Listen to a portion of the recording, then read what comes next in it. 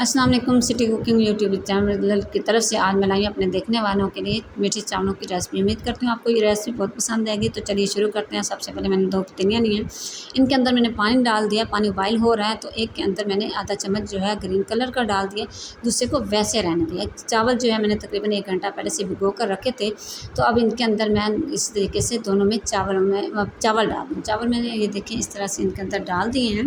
तो इसके नीचे मैंने जो है आग तेज़ कर दी ताकि चावल जो हैं अच्छी तरह से उबाइल हो जाएं। इधर ये देख सकते हैं आप, हमारे चावल जो हैं अच्छी तरह से उबाइल हो चुके हैं। तो इन पे एक कन्नी कच्चा रहने देना है। अब इनमें से मैंने पानी को निकाल लेना है। पानी मैंने निकाल लिया इनका, और मैंने पतीली लिया। पतीले के अंदर मैंने 1 कप जो है ऑयल का डाल दिया है, और 4 से 5 जो है छोटी इलायची डाल दी हैं। और इसमें 1 गिलास जो है, गिलास से कुछ कम मैंने इसके अंदर चीनी डाली है, क्योंकि ये 1.5 गिलास चावलों का था।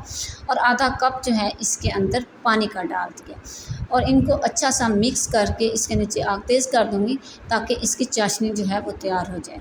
इधर ये देखें, आप देख सकते हैं कि हमारी जो है ये चाशनी बहुत अच्छी सी तैयार हो चुकी है। अब इसमें पानी नहीं रहा। इसको इतना पकाना है कि ये जो है इस तरह तार की शक्ल इख्तियार कर ले।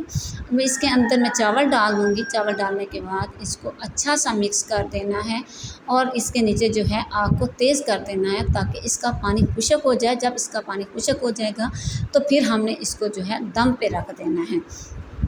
तो मैंने चावल डाल लिया, उनको अच्छी तरह से मिक्स कर दिया। इधर हमारा पानी जो खुश्क हो चुका है, मैंने इनको चावलों को दम पे लगा दिया। दूसरी पतीली लिया, उसमें 1 कप ऑयल और 1 कप चीनी और आधा कप जो है पानी डाल दिया है, और इनको भी इसी तरीके से अच्छी तरह से मिक्स कर देना है।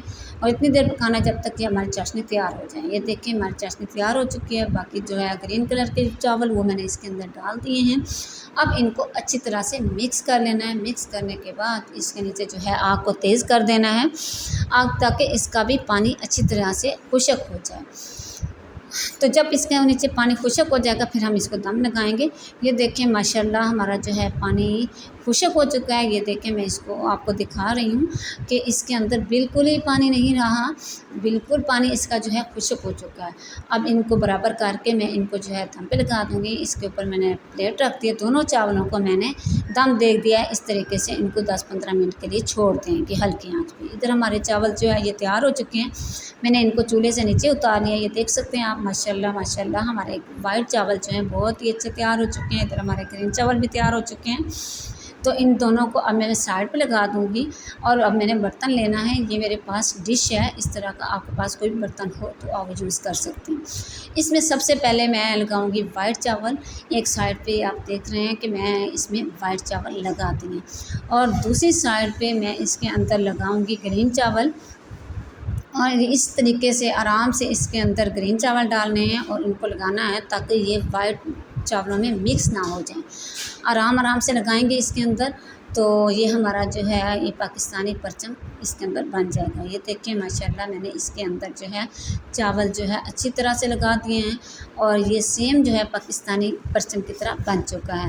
इसके अंदर मैं चम्मच की मदद से मैंने निशान लगाया है। निशान के ऊपर मैंने वाइट चावल लगा दिए। फिर ये देखिए माशाल्लाह मेरा मून और स्टार जो है ये भी तैयार हो चुका है। माशाल्लाह माशाल्लाह मेरे चावलों ने पाकिस्तानी परचम की शक्ल इख्तियार कर ली है। उम्मीद करती हूँ आपको ये रेसिपी बहुत पसंद आई होगी। अगर पसंद आई है इसे लाइक करें, शेयर करें, सब्सक्राइब करना ना भूलें ताकि आने वाली हमारी सब वीडियो सबसे पहले आप तक पहुंच सकें।